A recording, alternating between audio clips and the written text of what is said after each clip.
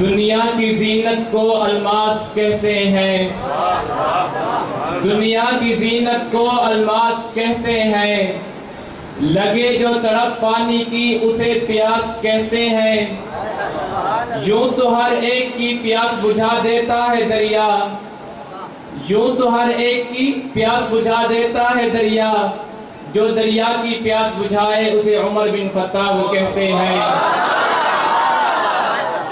اب آپ حضرات کے سامنے تشریف لاتے ہیں حضرت سیدنا عمر فاروق رضی اللہ تعالی عنہ کے عنوان پر گفتگو کرنے کے لیے جامعہ کا طالب علم محمد احمد۔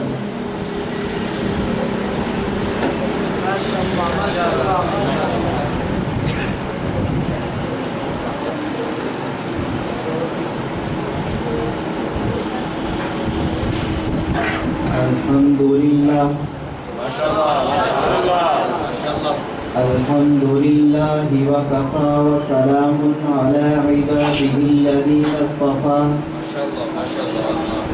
اما بعد فاعوذ باللہ من الشیطان الرجیم بسم اللہ الرحمن الرحیم هو الذي أرسل رسوله بالهدى ودين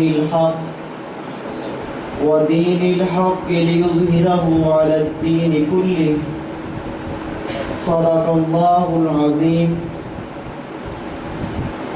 مبارک ہو کہ دربار رسالت میں عمر آئے، مبارک ہو کہ دربار رسالت میں عمر آئے، دعائے سرور کونین کا بن کر ثمر آئے، ابھی تک کفر جن کے نام کی ہیبت سے لرزہ ہے، ابھی تک کفر جن کے نام کی ہیبت سے لرزہ ہے، وہ فاتح روم و فارس کے وہ شاہ بحر و بر آئے، زمانہ پھر نہ دیکھے گا کبھی ایسا حسین منظر، زمانہ پھر نہ دیکھے گا کبھی ایسا حسین منظر، ادھر فاروق لب کھولے ادھر قرآن اتر آئے۔ میرے انتہائی واجب الاحترام اساتذہ اکرام، مہمانان رسول اور دور دراز سے تشریف لائے ہوئے مہمانان گرامی، آج کی اس پروقار تقریب میں جس عنوان پر عقیدت کے چند پھول نچھاور کرنا چاہتا ہوں وہ امیر المؤمنین خلیفہ ثانی سیدنا عمر فاروق رضی اللہ تعالی عنہ کی سیرت طیبہ کے عنوان سے معنون ہے۔ سامعین ذی قدر، سیدنا عمر فاروق کا نام مبارک عمر ہے، کنیت ابو حفظ ہے، پیغمبر کی لسان نبوت سے فاروق کا لقب ملا، آپ کا نسب 9ویں پشت میں رسول اللہ صلی اللہ علیہ وسلم سے ملتا ہے۔ آپ کے والد کا نام خطاب اور والدہ کا نام حنتمہ تھا۔ جب آپ جوان ہوئے تو عرب کے دستور کے مطابق نصبدانی، سپاہ گیری، شاہ سواری اور پہلوانی میں آپ کو مہارت حاصل تھی۔ خاندان قریش کے باب جاہد اور شریف ترین لوگوں میں آپ کا شمار ہوتا تھا۔ زمانہ جاہلیت میں سفارت کا کام آپ ہی کے سپرد تھا۔ ابو جہل جو مکہ کا سردار تھا وہ آپ کا ماموں تھا۔ جب آپ اسلام کو بھیٹ کرنے کے لیے حضور اقدس صلی اللہ علیہ وسلم کی مجلس میں تشریف لائے تو آپ علیہ السلام نے چند قدم آگے بڑھ کر آپ کا استقبال کیا اور دعا فرمائی کہ اے اللہ اس کے سینے سے بغض و عداوت کو نکال کر ایمان کی روشنی سے منور فرما دے۔ آپ کے اسلام قبول کرنے پر ملائکہ کے سردار جبرائیل امین مبارکباد دینے کے لیے تشریف لائے اور فرمایا کہ اے اللہ کے نبی، آج آسمانوں پر فرشتے ایک دوسرے کو حضرت عمر کے مسلمان ہونے کی مبارکباد اور خوشخبری سنا رہے ہیں۔ حضرت عبداللہ بن مسعود فرماتے ہیں کہ حضرت عمر کا مسلمان ہو جانا اسلام کی فتح تھی اور ان کی ہجرت نصرت الہی تھی اور ان کی خدمت اللہ کی رحمت تھی۔ جب سیدنا ابوبکر صدیق کی وفات کا وقت قریب آیا تو آپ نے ان کے لیے ایک خلافت نامہ لکھوایا اور فرمایا کہ میں اللہ کی بارگاہ میں عرض کروں گا کہ اے پروردگار، اس وقت جو شخص تیری مخلوق میں سے سب سے بہتر تھا اس کو خلیفہ بنا کر آیا ہوں۔ سامعین ذی قدر، سیدنا عمر فاروق ایسے عظیم حکمران ہیں کہ روئے زمین پر ان جیسا حکمران نہیں گزرا۔ انسان اور جنات 4 عناصر سے مل کر بنے ہیں: پانی، آگ، ہوا اور مٹی۔ سیدنا عمر فاروق کے حکم کو پانی، آگ، ہوا اور مٹی ان سب عناصروں نے قبول کیا۔ جب مصر فتح ہوا تو اہل مصر نے فاتح مصر حضرت عمر بن عاص سے کہا کہ ہمارے ملک میں کاشتکاری کا دار و مدار دریائے نیل پر ہے اور دریائے نیل کا یہ دستور ہے کہ اس میں ہر سال ایک حسین و جمیل لڑکی کو ذبح کر کے دریا میں ڈال دیا جائے تو یہ دریا چلتا ہے ورنہ رک جاتا ہے۔ حضرت عمر بن عاص نے یہی واقعہ عمر بن خطاب کو لکھ کر بھیجا۔ حضرت عمر بن خطاب نے ایک خط لکھا جس کا مضمون یہ تھا کہ بسم اللہ الرحمن الرحیم، اگر تو اپنے دریائے نیل کو کہا کہ اگر تو اپنے اختیار سے جاری ہے تو ہم کو تیری ضرورت نہیں، اگر تو اللہ کے حکم سے جاری ہے اب اللہ کے نام سے جاری ہو جا۔ اس خط کے ڈالتے ہی دریائے نیل بڑھنا شروع ہو گیا، پہلے کی نسبت 6 گز زیادہ بڑھ گیا۔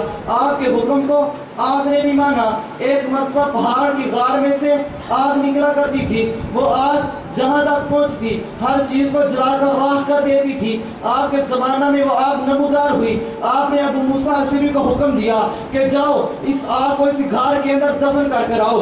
ابو موسیٰ اشعری گئے، انہوں نے آپ کی چادر مبارک سے اس آگ کو ہنکانا شروع کیا حتیٰ کہ وہ آگ اس غار کے اندر چلی گئی، اس کے بعد کبھی نمودار نہیں ہوئی۔ ایک مرتبہ مدینہ میں جمعہ کا خطبہ پڑھ رہے تھے، اچانک 2 یا 3 مرتبہ یا ساریۃ الی الجبل فرمایا۔